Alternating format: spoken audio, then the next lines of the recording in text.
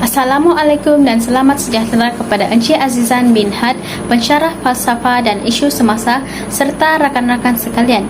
Perkenalkan ahli kumpulan saya iaitu Kong Shingi, Muhammad Nur Iman, Syamil Akmal, Muhammad Fadli dan saya Nur Syahira Shazrin.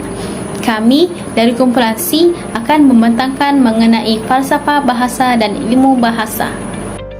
Assalamualaikum, saya Muhammad Nur Iman akan menerangkan berkenaan dengan pengenalan bagi tajuk kami ini.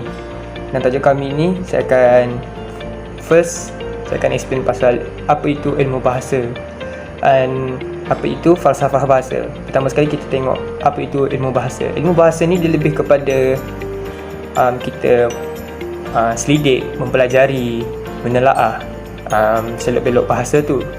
Ataupun ilmu bahasa ni kita lebih kepada peraturan dalam bahasa-bahasa itu. Ilmu bahasa ni dia digelar sebagai linguistik. Dan ilmu bahasa ni dia mengkaji sebutan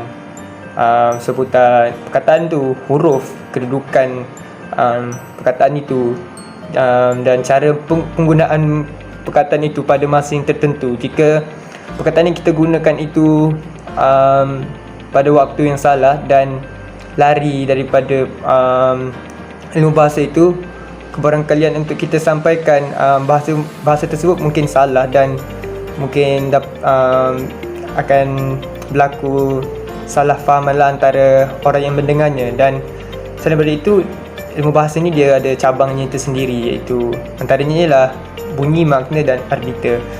Untuk apa itu falsafah bahasa? Falsafah bahasa ini sebagainya dia didorong oleh apa yang ingin kita sampaikan secara sistematik dan apa yang orang anggap dengan cara penyampaian kita, apa yang kita maksudkan dengan penyampaian kita itu. Salah satu tokoh yang kita boleh lihat adalah Gottlob Frege, yang dia memainkan peran penting dalam falsafah bahasa ini.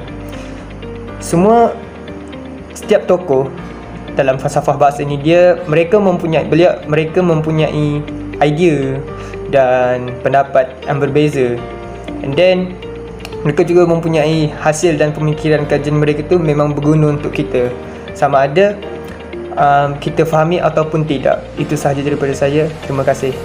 Hari ini saya akan membentangkan perbezaan antara falsafah bahasa dan ilmu bahasa. Bidang falsafah bahasa melibatkan kajian falsafah dan kajian bahasa atau linguistik. Kajian penggunaan atau semantik lazimnya merupakan perkara-perkara yang mula-mula dikaji dalam bidang falsafah bahasa. Aspek yang terlibat merangkumi pelambangan atau simbolisme, pengkategorian, pentarifan, logik dan lain-lain. Kemudian dikaji hakikat tentang mengetahui, kesedaran dan ilmu yang dicukupi oleh teori ilmu pengetahuan atau epistemologi. Meneliti dan menilai bahasa sebagai pembawa makna, sebagai satu alat penghubungan, perakaman, penimbunan, pewarisan dan sebagai lambang atau simbol yang mewakili alam, kewujudan, kejadian, kelakuan dan keadaan bagi seluruh alam kesedaran atau realiti manusia. Seterusnya, meneliti persoalan sifat hakikat dan fungsi bahasa, asal-usul bahasa sama ada suatu pemberian Tuhan atau hasil ciptaan manusia sendiri. Contoh bidang dan aliran kajian ilmu falsafah ialah epistemologi, metafizik dan logik. Selain itu, dari segi ilmu bahasa pula, ilmu bahasa melibatkan kajian kepelbagaian bentuk bahasa seperti morfologi, fonologi dan sintaksis.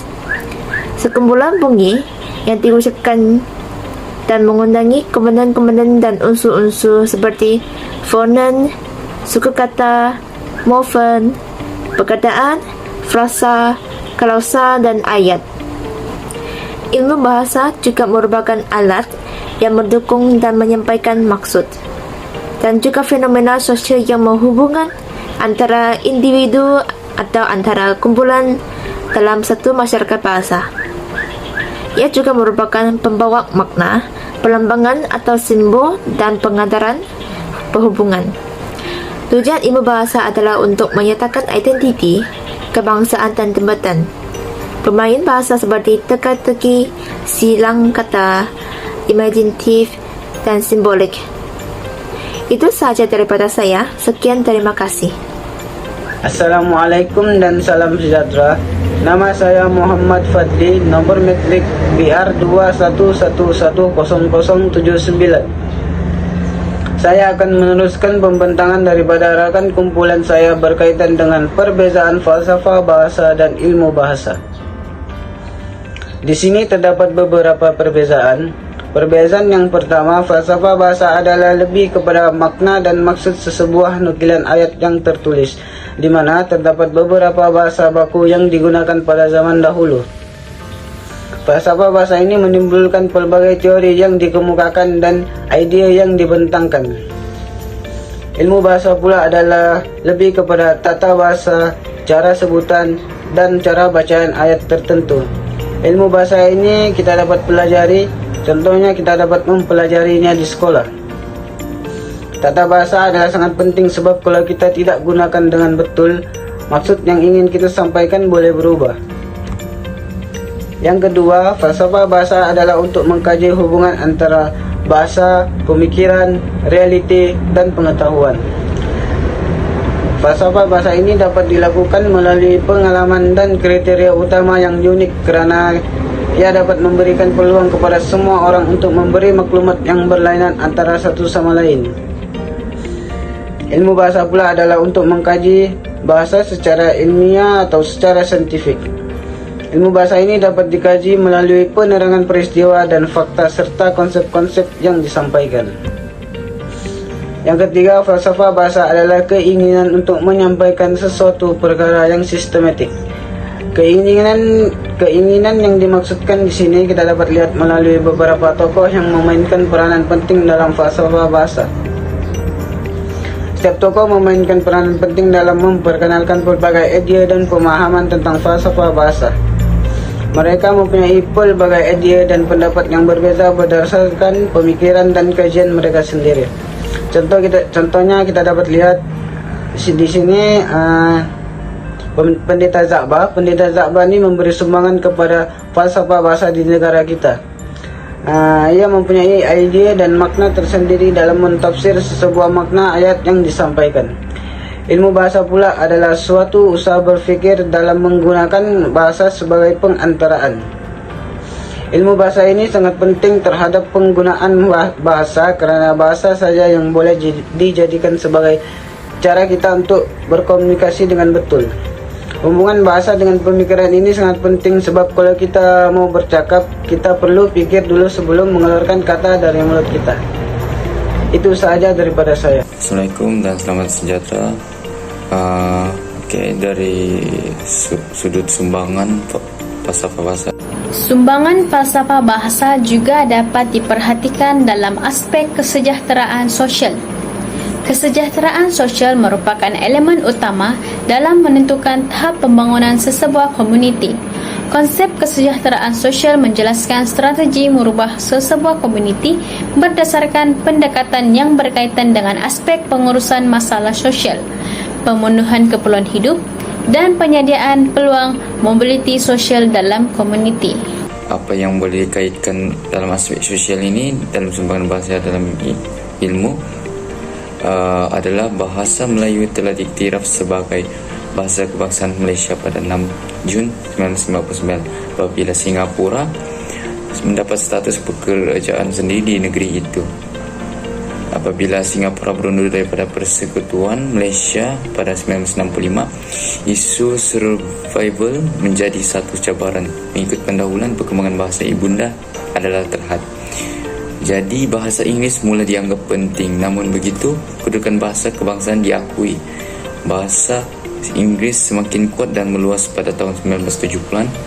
Penggunaannya yang meluas menghadapi cabaran baharu untuk mewujudkan sebuah negara yang mempunyai identiti asas budaya yang kukuh dan padu. Walau bagaimanapun, bahasa Inggeris dianggap sebagai bahasa penting untuk pembangunan ekonomi Singapura. Ia tidak boleh dan tidak boleh digunakan sebagai asas untuk pembangunan budaya. Seterusnya, agama juga merupakan salah satu sumbangan falsafah bahasa. Hal ini kerana ia mewujudkan lebih ramai ahli falsafah yang berkaitan dengan agama.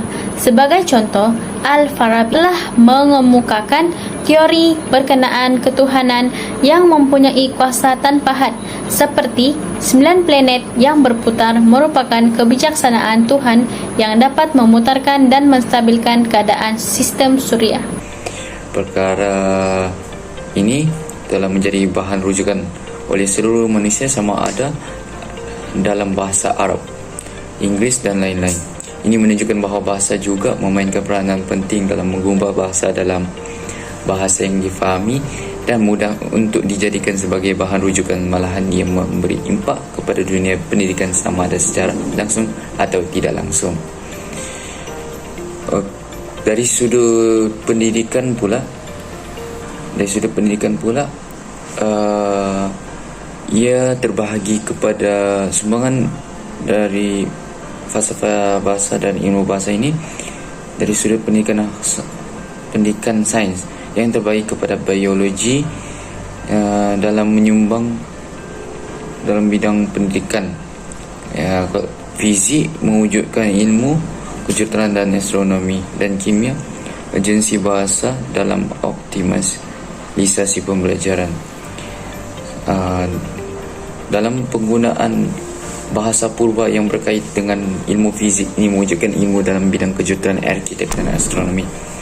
Sebagai contoh, penggunaan bahasa simbol dalam tamadun awal Mesir purba merungkaikan teori fizik dan pembinaan seni bangunan piramid.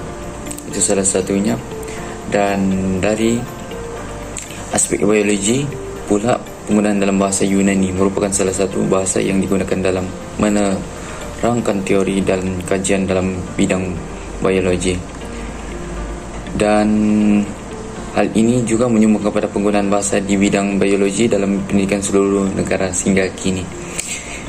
Dalam bidang kimia, memberi sumbangan terhadap urgensi bahasa dalam optimalisasi pembelajaran kimia di era globalisasi, bahawa bahasa merupakan sarana komunikasi untuk meningkatkan sumber daya manusia yang kompeten dalam menyokong abad ke-21. Dan untuk mencapai tujuan pembelajaran kimia yang diharapkan, maka diperlukan keterampilan berbahasa, baik keterampilan untuk memahami maupun keterampilan dalam menggunakan bahasa. Sudah terang lagi bersuluh bahawa ilmu bahasa dan falsafah ini banyak menyumbang kepada ilmiah dalam bidang sains secara menyeluruh. Secara kesimpulannya, konsep falsafah bahasa boleh didefinisikan sebagai satu bidang yang menguji tentang kebenaran dan kewujudan bahasa yang memerlukan bukti yang betul ataupun umum dan asas melalui pendapatan daripada beberapa data ataupun maklumat yang diterokai. Hal ini lebih membincangkan perbezaan ilmu bahasa dan falsafah bahasa kerana ia mempunyai definisi yang lebih kurang sama, tetapi jika kajian yang lebih terperinci dilakukan, terdapat perbezaan yang ketara dan boleh dihuraikan dengan lebih jelas. Sekian, itu sahaja daripada kumpulan kami. Terima kasih.